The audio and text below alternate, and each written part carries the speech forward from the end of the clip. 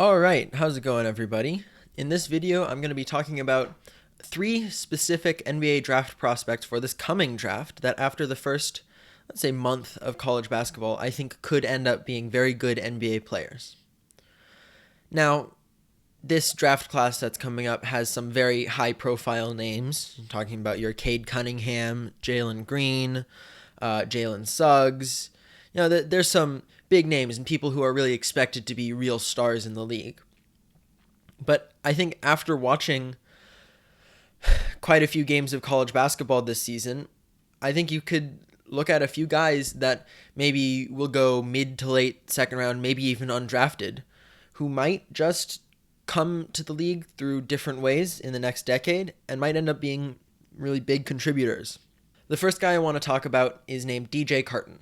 So he's the biggest name on this list. He was the point guard for Ohio State last year, and then he has transferred to Marquette and is their starting point guard this year. A very good high school player, had a decent first year at Ohio State, and is now playing pretty darn well for Marquette. At 20 years old, the 6'2", 195-pound guard reminds me a little bit of like Tyrell Terry, who was recently drafted in this past draft for the Mavericks. He is a little bit undersized height-wise, but makes up for that by being strong physically and using side-to-side and forward-backwards speed to get around people. Right now, he's averaging 12 points, 3 rebounds, and 3 assists, alongside 1 steal per game. And he just strikes me as somebody who might take a few years to develop, but who could be a really valuable asset off a bench in the league. He runs an offense very competently and confidently, with really solid break running capability. He can create his own shot, good coming around screens, and also just creating off of isolation. It's hard to tell how his off-ball movement is, given that for Marquette, he has the ball in his hands for most of the time that he's in. But his shot release is pretty quick and it's fluid, and he lets it go with confidence, which makes me think that entering the league, he could be a spot-up shooter who could, be an asset for a team. I don't see him, unless he really explodes in the later parts of this season, I don't see him becoming a superstar in the league or even like going first round. But with his combination of a solid ball handle, reasonable defense, pretty looking shot, and apparently good leadership qualities, I think he could be an NBA-ready contributor at guard, which a team that's maybe looking to compete sometime soon could kind of bring into the fold pretty quickly. A little bit similar to a Monte Morris type guy. The next player is a guy named Colby Ross, who is a 6'1", 180-pound guard from Pepperdine in California. Now, he is from a mid-major to almost a minor D1 school, and he is 22 and undersized, so it's maybe a reasonable assumption to say that he doesn't get drafted. But he is this season averaging 20 points, 3 rebounds, 7.5 assists alongside 1 steal, and this guy is a fantastic shot creator. And I know, he plays in the West Coast Conference, not exactly the biggest competition there, but watching him in preseason go up against like UCLA or last year against Arizona and USC, he can perform at that level.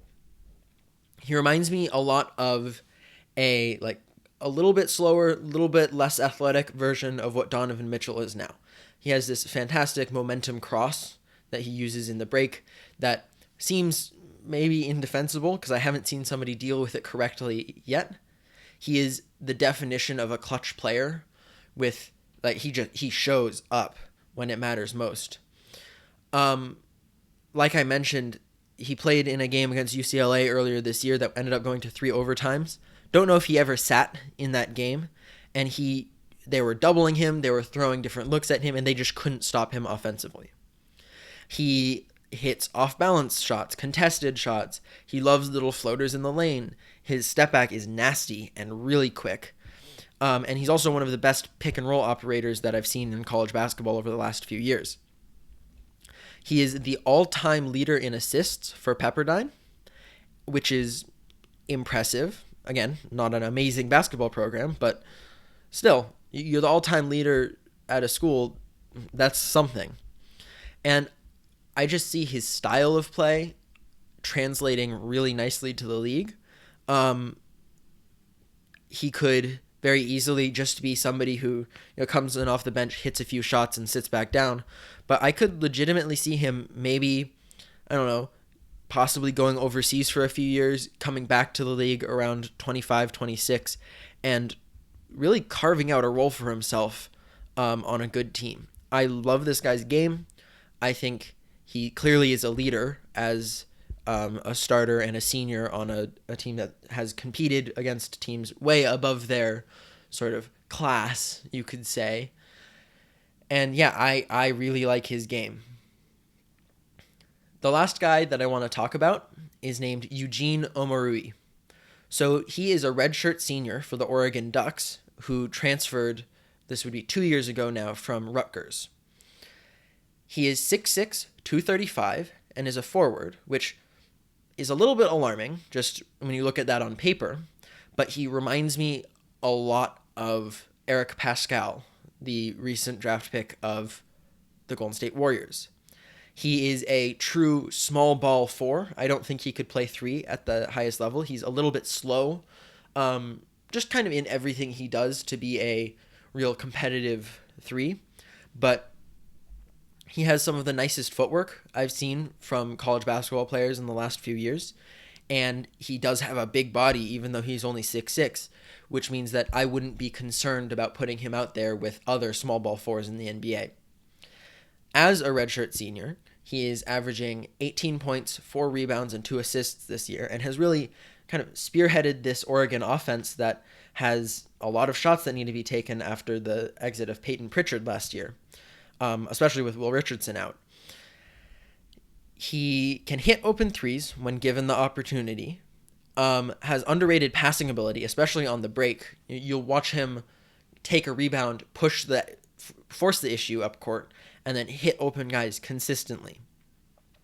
And after watching what Eric Pascal did in his rookie year, I see no reason that Omoru couldn't do the same thing. When he's been put on an island this year, it's been almost automatic buckets. He loves going to kind of the Carmelo Anthony zone of like high to mid post and then just working from there. Mid-range jumpers, up and unders, finishing through contact. I love this guy's game, and I think it fits what a lot of small ball 4s are doing in the league right now. Now, I can see his age being an issue as I've mentioned, redshirt senior. He is 23, which that's old for a draft prospect, which means that it's probably likely that he wouldn't be drafted, especially not being a very big name. But this guy has potential. I think if a team picks him up, they'll see exactly what he can do. By all accounts, from his redshirt year with the Ducks, he's a hard worker. The team seems to love him, and I think he's somebody who could do a lot of good things at the next level.